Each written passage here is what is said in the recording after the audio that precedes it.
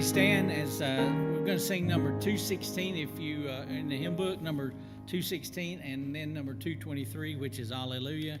We're going to sing all four, okay? Ready? Oh, for 1,000.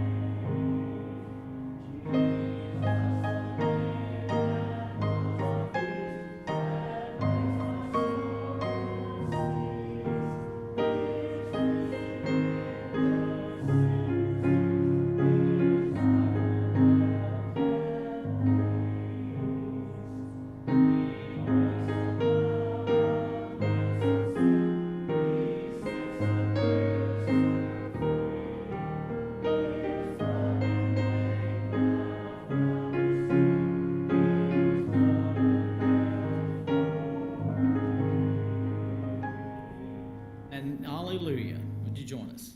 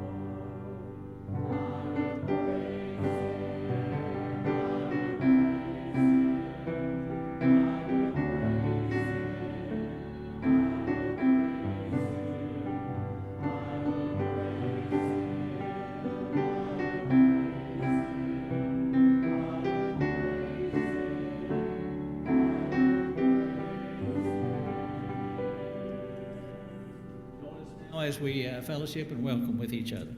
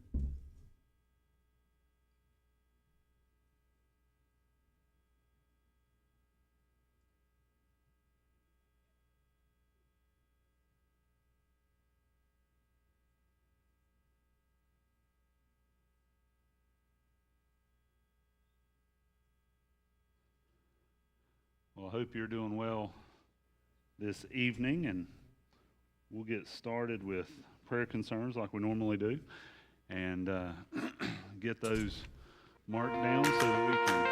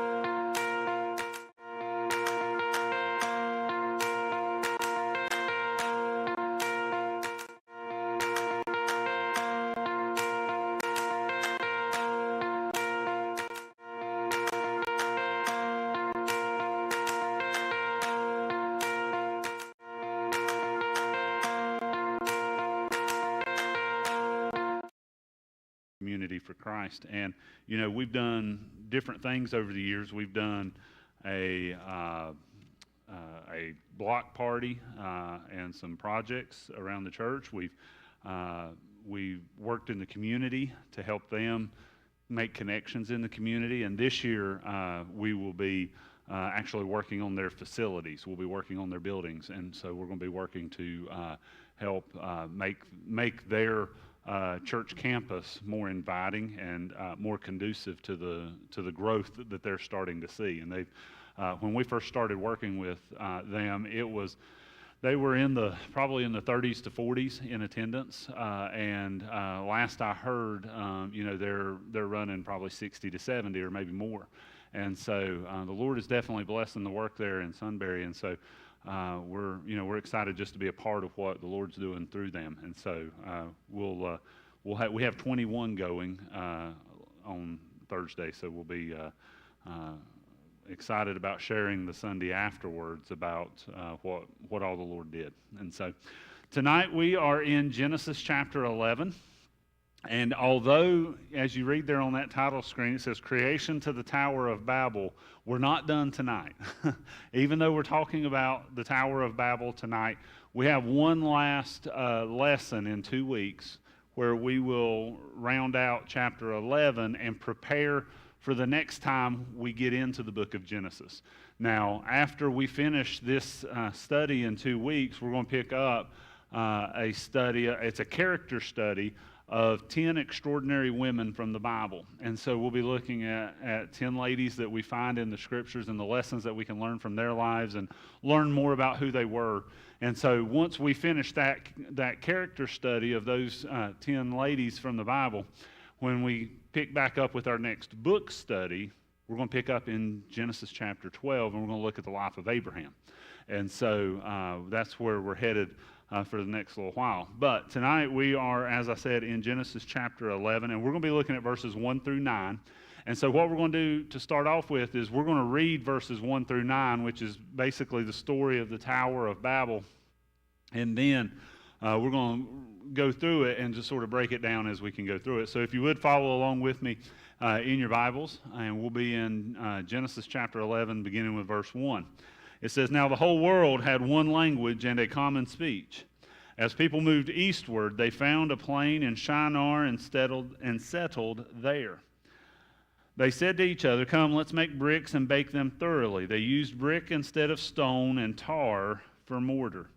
Then they said, 'Come, let us build ourselves a city with a tower that reaches to the heavens so that we may make a name for ourselves. Otherwise, we will be scattered over the face of the whole earth.' But the Lord came down to the city and to see the city and the tower the people were building. The Lord said, 'If as one people speaking the same language they have begun to do this, then nothing they plan to do will be impossible for them. Come, let us go down and confuse their language so that they will not understand each other.' So the Lord scattered them from there over all the earth, and they stopped building the city. That is why it was called Babel, because the Lord confused the language of the whole world. From there the Lord scattered them over the face of the whole earth." And so if you remember when we studied a couple weeks ago, Genesis chapter 10, we read about Noah's descendants and the ones that came through his 3 sons. We read about those, and we learned about where they would end up at and where they would settle and those sort of things. Now, in the first 9 verses of Genesis chapter 11 that we just read, what we read here is about the first major undertaking that mankind took after the flood. They get off of the boat, and for, as we'll see in a few moments, 200 to 300 years, they didn't undertake very many large-scale projects, as best we know from what we read in the scriptures. But then we see that this tower and this city was something that struck a chord with them, and they wanted to develop it. And so, one thing to keep in mind as we study Genesis chapter 11 is that in light of our study, we're a little behind on where we ought to be. And the reason for that is when we read in Genesis chapter 11, there are events in Genesis chapter 10 that happen after Genesis chapter 11, particularly after the Tower of Babel incident that we read about here. And so there are things that we read about in Genesis chapter 10 that were before what we've read tonight, and some are after. And so we just have to make sure that we keep that in perspective, because Genesis 10 points to the descendants of Noah's 3 sons and the regions where they eventually settled, eventually were scattered. But Genesis 11 points to how they got to where they eventually settled. And so also in Genesis chapter 10, we're told of a descendant of Noah's son Shem. And this descendant, his name was Peleg. And this is the one that we talked about last time, who Bible scholars believe was alive on the earth when the Tower of Babel was built and when the descendants of Noah were spread across the globe. And so knowing the lifespans that were told about in Genesis chapter 10 and other scriptures, we know when Peleg was alive, and he was alive and would have been aware of what was going on in the world, so to speak, about 200 to 300 years after the flood. And so that gives us sort of a timeline for when the Tower of Babel would have probably happened or occurred. And so following the flood, though, Noah's descendants, they, as we're told here, they would have all spoken the same language, because they come off of the boat speaking the same language. And so they all three and their descendants and their families would have spoken the same language. But we know that they would have, as they started to spread out some, maybe not maybe not to the degree that we read about in Genesis chapter 10, but as they start to spread out some before the Tower of Babel, we know that they would have probably started to pick up different dialects. There would have been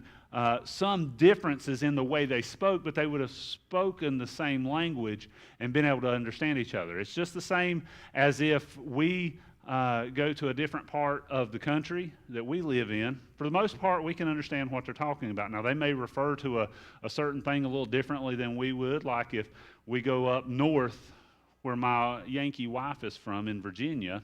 If you go up there, and she's not here tonight, so I can say that stuff, but if you go to Virginia where those Yankees live, they call a good old Coke, a good old soda, what do they call it? Pop, right?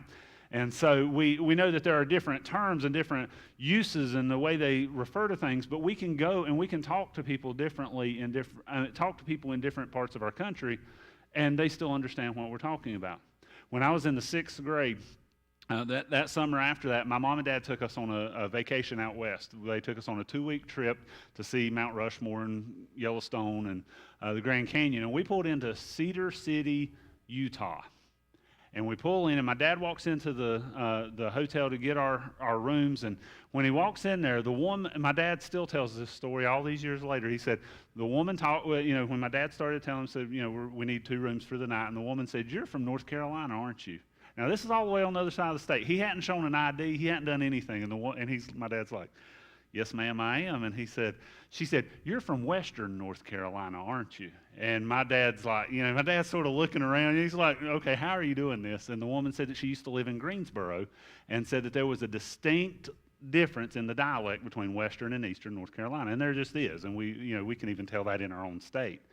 But, that's the kind of thing that we would have seen had we been able to understand the language first and foremost, but witnessed the spread of these people coming off of the boat. They would have eventually adapted these different dialects, but they would have still been able to speak and communicate. They would have had the same language and been able to talk and understand each other, even if they called a soda a pop or whatever the case may be. Now, verse 2 tells us something very interesting when we read this. It tells us that they moved eastward and found a plain in Shinar and settled there. And so what you have to understand is where the ark landed in the mountains of Ararat, to the north of that was nothing but Armenian mountains. I mean, there was nothing but mountains. It would have been very rugged, very difficult terrain for them to have tried to live in.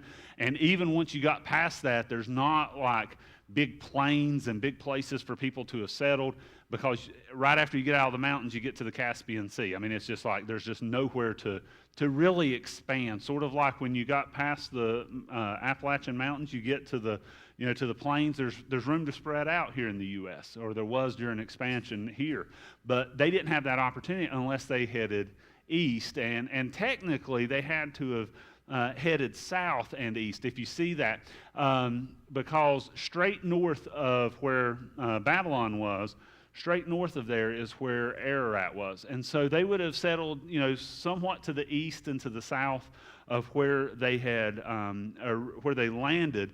And they find this place called Shinar. Now, we don't know why they named it that or anything from that regard, but they found a place, and this place that they settled in was modern-day Iraq. And this place that they settled in is today called Hillah. And it's about 60 miles south of Baghdad. And that red dot is where Hillah is, and that is where they have found the ruins of Babylon. And so they know where this particular place was at. And so this is where they settled. And you might be saying, well, Pastor Nick, we're talking about the Tower of Babel. We're not talking about Babylon. And why are you making that connection? We'll talk about that in just a few moments. But the descendants of Noah, they settled in this plain in Shinar, and they decided to build this city and this tower that we read about in Genesis chapter 11. And the tower was a little unique in the way that they built it, because rather than taking stones from the area, because there must have been a scarcity of them, or for whatever reason, they decided instead to bake their own bricks. And so they make these bricks and start to develop a tower. Now, when we think about a tower, we generally think about what? Something that is about that big around and really tall, right? I mean, when we think about a tower, we think about a skyscraper or something like that. And a lot of the pictures that you see in medieval art and things like that point to the Tower of Babel or talk about it, give you the idea of a big tower like that. Most likely what they built was what is called a ziggurat, which is basically a pyramid. That was most likely what they built because of the structure and the technology that they had at the time. They would have built something like that. So this tower is supposed to be very tall and would serve a purpose, but what would that be? Why would they build a tower? What have you heard are reasons they would have built a tower? They wanted to reach heaven. That's one that we've heard before. What are some other things?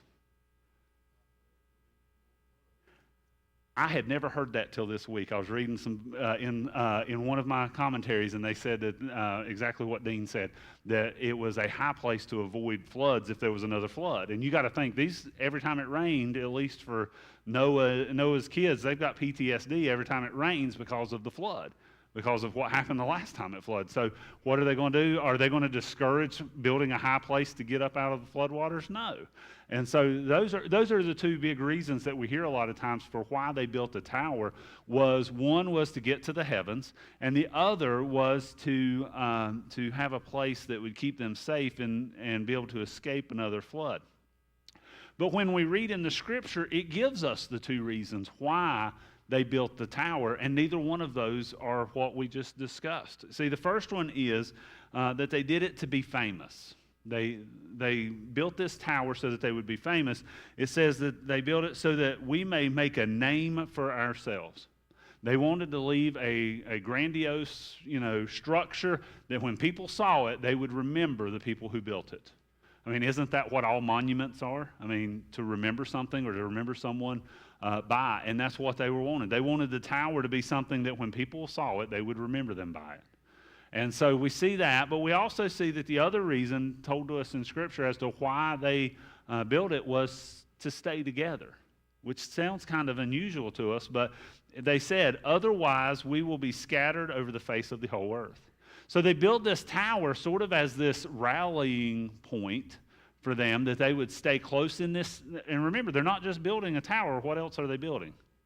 They're building a city. And so they're building both of these things. And so if they're building a city, then that's a community. That's a place for them to stay, a place for them to connect and be close together, plus this tower, which people will remember them by, but it will also be this beacon for them that if they go out of the city, they can find their way back, so to speak.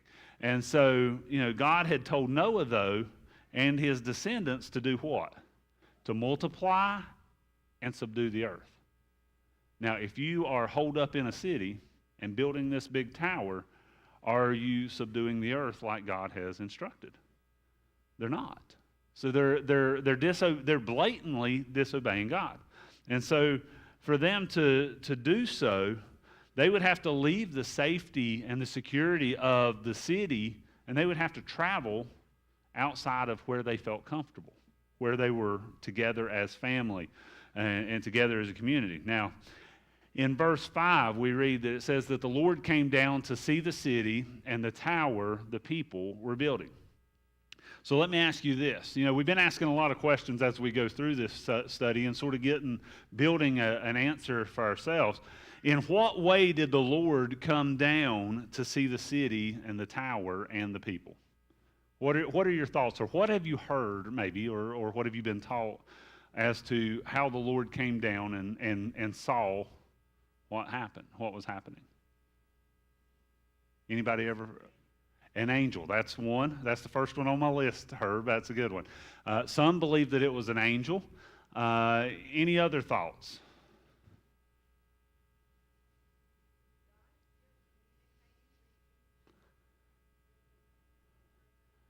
Like he was with Adam and Eve and even with Noah. We would have to assume that to some degree he was at some point still doing that sort of stuff. As I would assume so, but we're not told in Scripture one way or the other as far as whether he was communicating the same way he had with Adam and Eve. Now, yes?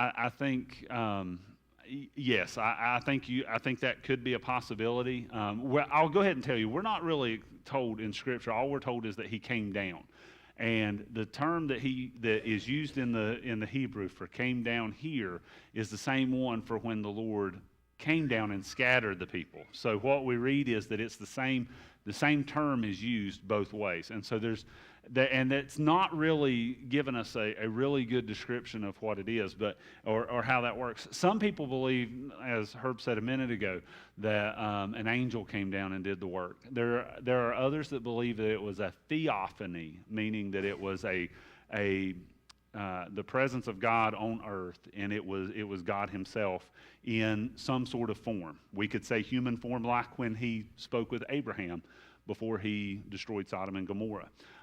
Some think, that it could be a Christophany, meaning that it was a pre-incarnate Jesus on earth representing God. There are others that it could be God in spirit. There are a lot of different answers or a lot of different theories as to what this representation of God would have been during that time. But one of the commentaries that I use for our study has a really good explanation for it, and I think this is probably the best option for us. But again, we don't know definitively. It says that most likely it was an anthropomorphic figure of speech, meaning this. It means God is described as having a human form or attributes that belong to humans.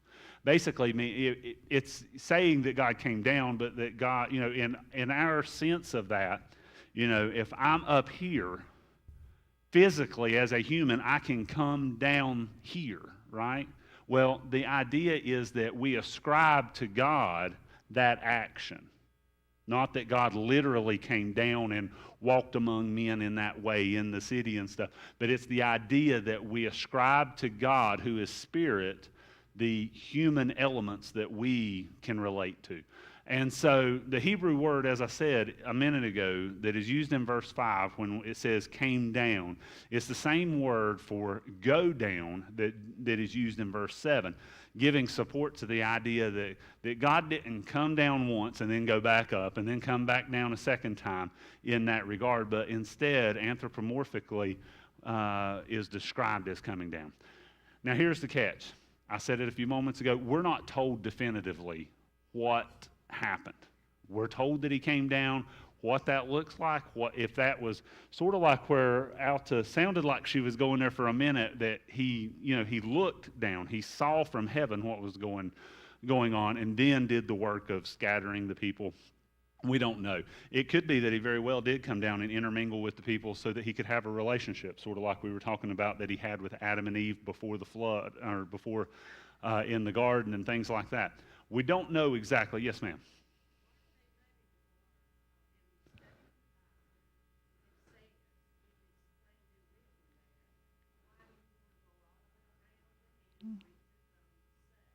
To say something different. Exactly. Yeah. And I think that where the waters get muddied, so to speak, is not so much an angel or things like that. I think it gets muddied in the idea that we don't know exactly what came down meant. Because God is spirit, and so, was he a spirit and the people never saw him? I think that's where the water gets muddied, so to speak. What did it mean for him to come down? We don't know. What kind of representation was here? We don't know. And that's the challenge for us. But the thing that is I'm trying to pull us back towards on this is that regardless of how God reviewed the work that the people were doing, regardless of how he viewed the tower and viewed the city, what we know is that the people were disobeying God's commands to multiply and subdue the earth.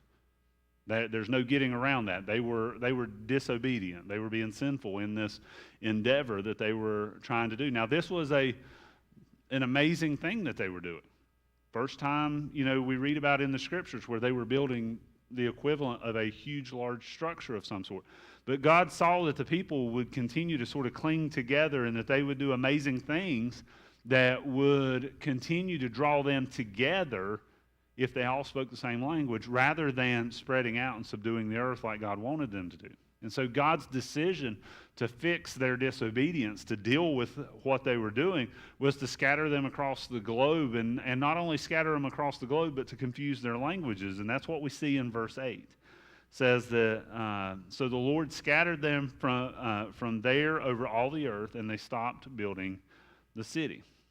Now, the city and the tower that contained, or the city that contained the tower, we're told was called Babel.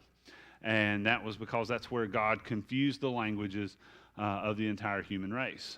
But although the construction on the city stopped temporarily, we know from Genesis chapter 10 that we read about a couple weeks ago. Again, there was parts of 10 that are before chapter 11, and some of the things happened after chapter 11. But what we know is that in Genesis 10:10, we read that Nimrod continued the work and completed it, naming the city Babylon, and that was what the eventual name of this place would be. And this is the same Babylon that Nimrod built in Genesis chapter 10. It's the same place that they built the city and the Tower of Babel as we know it. But it's the same one that we read about in 2 Kings, 2 Chronicles, Ezra, Nehemiah, Esther, Isaiah, Jeremiah, Ezekiel, Daniel, Micah, and Zechariah in the Old Testament. It's the same Babylon that Daniel and his friends were taken to. It was all the same one that we read about in the Old Testament. Now, here is the really interesting thing. So we realize that God scatters the people and confuses their languages. And they go from speaking one language to, we don't know how many languages at that time they were speaking because we're not given that information. But we would have to ask ourselves the question, just how powerful was this disbursement of mankind and the confusion of the languages?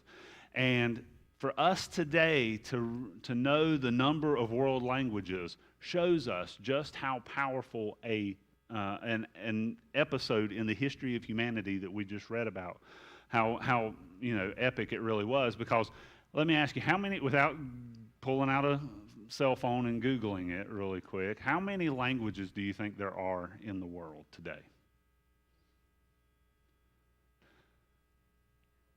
Thousands? Okay. Any idea? Millions? Not quite that many. But there is a group called SIL International, and they catalog languages around the world. And they have cataloged recently, or have at their current number, 7,100 living and recently extinct languages in the world. And so for us, we look at that and to think about how when they came off of the ark, they had one language, maybe a couple of dialects, some of them, Yankees calling things the wrong thing, and all that sort of stuff. But regardless of that, they come together, they start to build this city in opposition to God's plan, in disobedience to God's plan. They build this city and this tower, and God disperses them.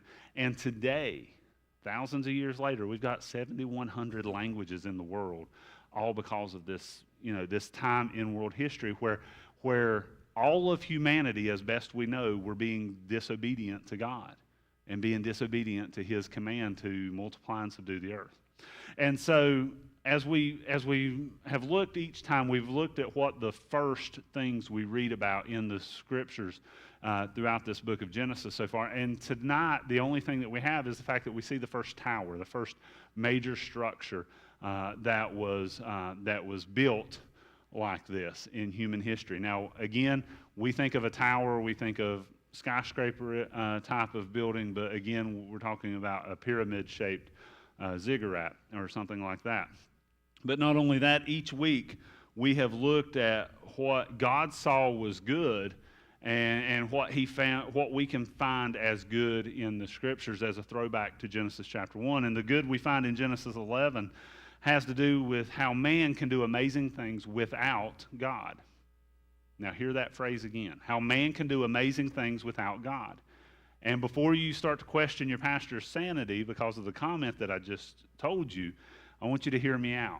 We read here in Genesis chapter 11 how for the first time in history and not very long after the flood, mankind was able to develop construction materials from bricks and tar, that they were able to do this. Now, I found this in one of my commentaries. It said that there is a tower in the ruins of ancient Babylon that archaeologists have found that is 153 feet high and has a base of 400 feet. And it's made out of dried brick rather than stone. Now, we don't know that that's the Tower of Babel, but it's a pretty good similarity to what we've read. Now, whether this is the Tower of Babel or not, we don't know, but we see that even ancient man, right after the flood, was capable of some amazing things when they would come together. Even still speaking that same language. But the problem is that they came together to do these amazing things in the absence of God's direction, without God's provision or even without God's blessing. They had turned their back on God and his commands and went their own way and were doing their own thing. And think about this. They did amazing things, but they did it without God. Now, here's the catch that I want us to bring back ourselves to, is that when we consider what mankind is capable of, we are capable of even more amazing things when we do it with God's help. I mean, they did this without God's blessings, not even being completely disobedient to God at a time when these sort of things should not have really been capable. But they came together, they figured it out, and they did some amazing things, but they did it without God and without his blessing. And, we can see and witness how God can do even more amazing things when we follow his lead and we do what he wants us to do. We've been talking on Sunday mornings for the last few weeks about how we serve God. And not only that, when we think or when we seek out God's direction for our lives, for the church and for his kingdom, then God will do far greater things than a tower in the desert. He'll do a lot greater things for us or through us when we follow him and follow his lead in the direction that he wants us to go. Imagine what these people could have done had they followed God's direction, and instead of sticking together in this city and building this tower and things like that, imagine what it would have been like had they listened to God and followed him and did what he wanted them to do. See, when we pursue God's plan and his will for our life and use the spiritual gifts that we talked about last week and the talents and abilities that we talked about this morning that God has given us, the sky is the limit. No pun intended with the Tower of Babel, but really the sky is the limit when we follow God and pursue Him and do what He wants us to do. So we can accomplish things that we never would have dreamed of when we follow God's plan and use His resources to accomplish things that He wants us to do. And so it's amazing when we look at what man was able to do right after the flood in the complete absence of God's blessings. Imagine what we can do when we submit ourselves and our will and all that we have and all that we are to God and His direction and His will and what He can accomplish through us then. And so that's the end of our study tonight. Are there any other questions? I know we've sort of asked some. Anybody other than Alton? No, I'm just picking. Alton.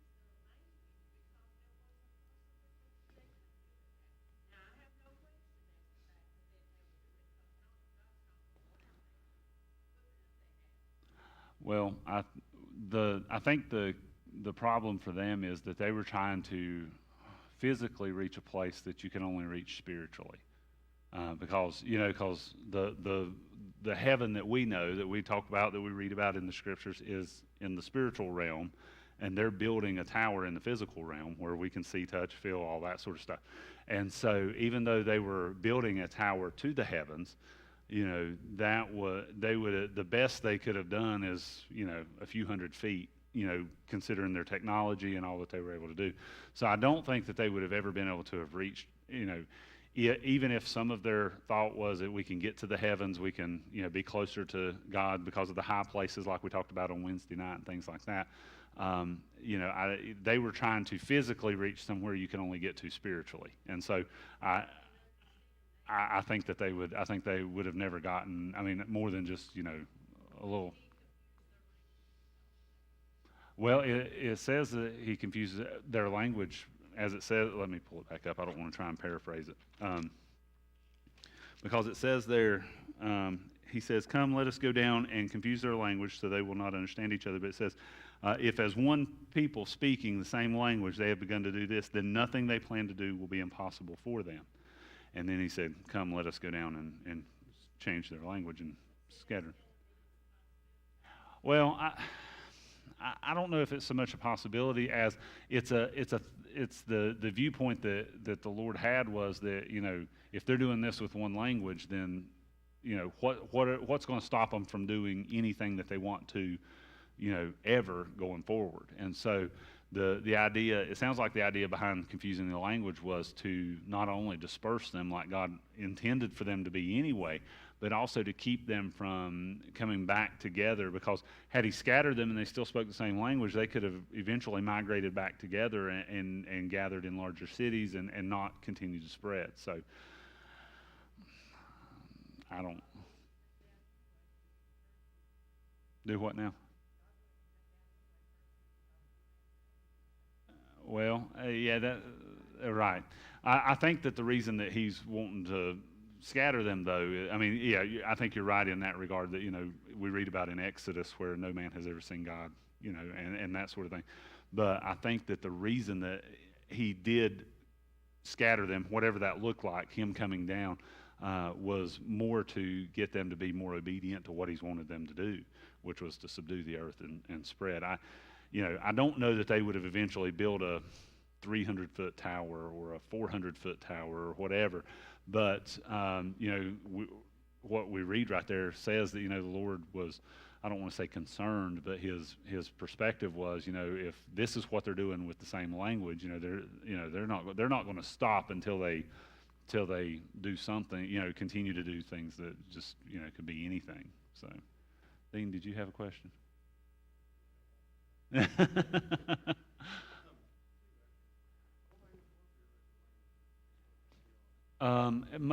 Okay.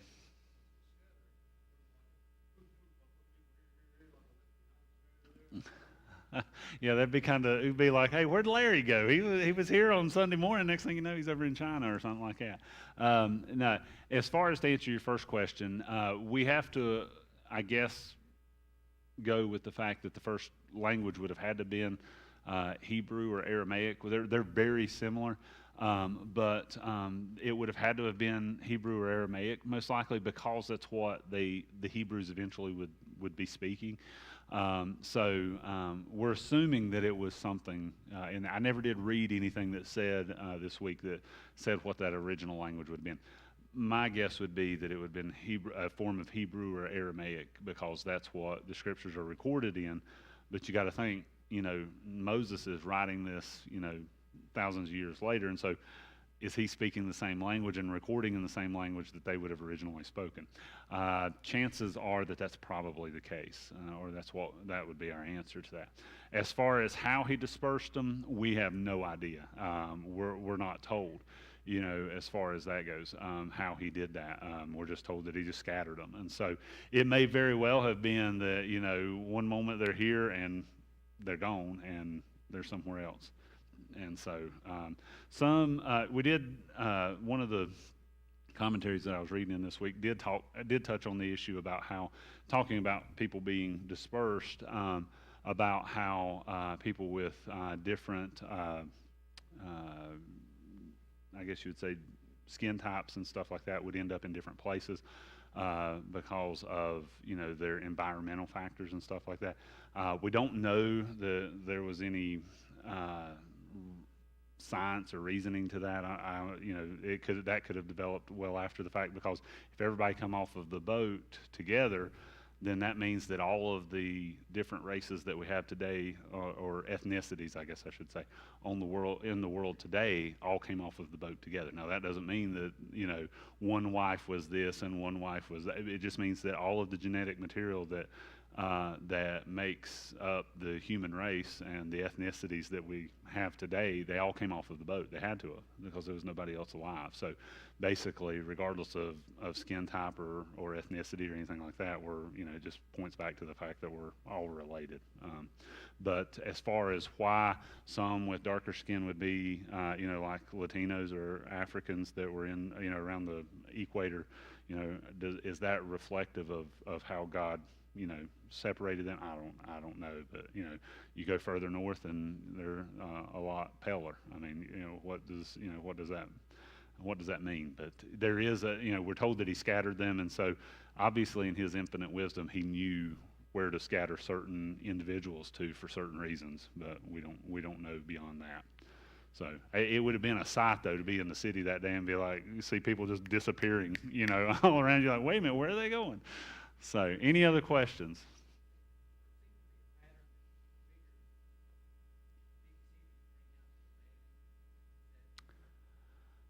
I'm a country boy at heart, so I'm not going to say you're wrong. But originally, when we look at what God's plan was, it was for people to, disperse. And then when they started to congregate together in cities, that was, even in this very first incident right here after the flood, it was a direct violation of God's plan. And so, not to say that cities and things like that are, inherently bad, but I'll just stay out in the country myself. But we right here in Genesis chapter 11, we see that as that is the fact that they are in direct violation of God's command, and they are sinful in this regard, being in that city, building that tower, rather than listening to God and dispersing across the globe. So.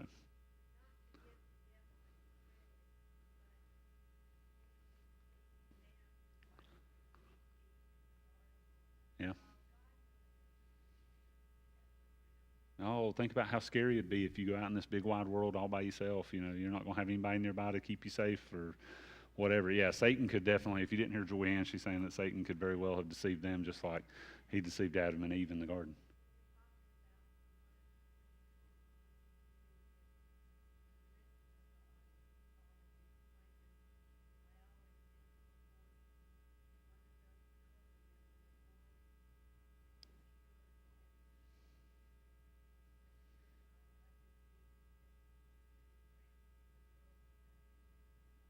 Yeah, if we follow God's plan for all areas of life, we're doing much better than we are when we like we see here. Any other questions? Yes, ma'am.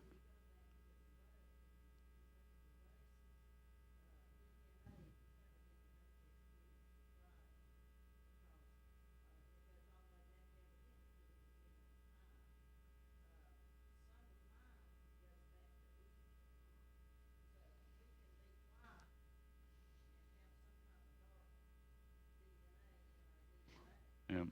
Well, if you like sort of like I talked about a minute ago, you know, it all goes back to Noah, which would eventually trace back to Adam. But you know, after the flood, there were only 8 people, and we're told that repeatedly that there were only 8 people come off of the ark, and that was Noah and his wife, who was Noah's wife was Joan of Arc. Thank you.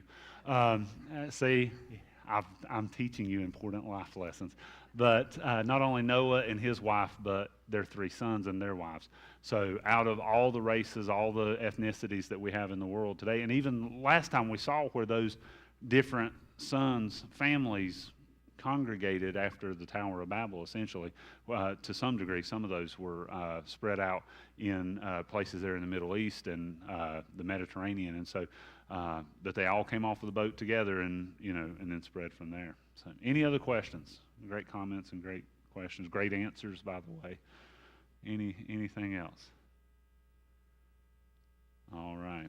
Please don't go telling people that your pastor is teaching that Noah's wife was Joan of Arc. That's an inside joke for the church family. We are glad that you were able to be with us tonight. Just a reminder, on Wednesday night, we'll be continuing in our series on encounters with the Lord. And this week, I want to be able to tell you who we're looking at. It's probably in the bulletin, and I just don't remember seeing it, but we're going to be looking at Isaiah.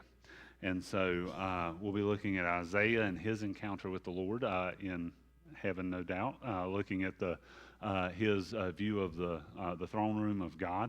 And that'll be on Wednesday. Thursday, our mission team is leaving, and then Sunday morning, Pastor Jake will be teaching in our series on service, and then Sunday night we'll not have any evening service, and so we'll be having those services in the next couple of weeks. And so as we wrap up tonight, I'm going to ask